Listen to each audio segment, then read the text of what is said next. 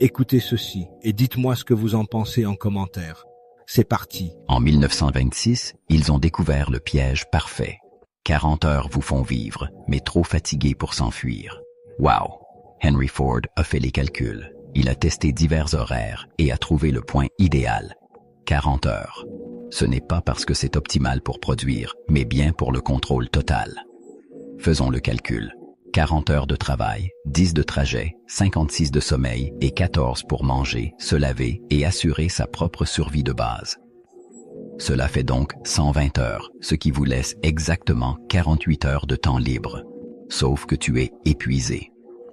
Alors tu passes ton samedi à récupérer et ton dimanche à redouter le lundi.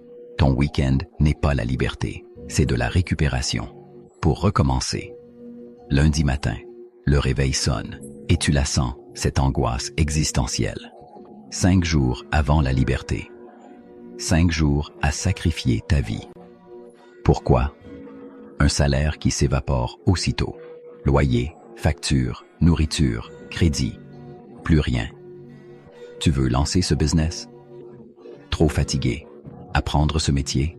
Trop fatigué. Bâtir ce projet? Trop fatigué. Ce n'est pas un accident. C'est voulu.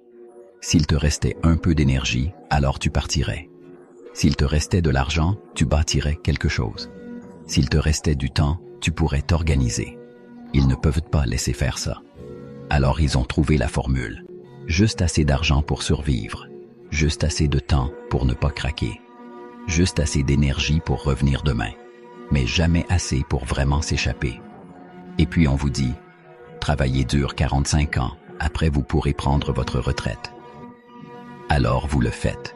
Vous échangez vos décennies, vos 20, 30, 40, 50 et 60 ans contre un simple salaire. Et à 65 ans, vous êtes enfin libre. Votre corps est brisé, mais l'énergie disparue. Tes meilleures années ont bâti le rêve d'un autre. Et ta liberté est venue trop tard pour en profiter. La semaine de 40 heures ne vise pas la productivité. C'est une question de conformité. Te garder fatigué, te garder pauvre, te garder occupé, trop épuisé pour réfléchir, trop fauché pour partir, trop occupé pour s'organiser. Ce n'est pas un emploi, c'est du contrôle.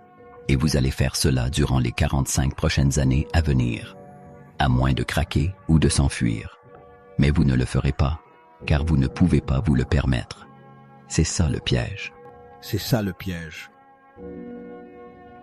C'est ça le piège. C'est comme ça qu'ils nous ont.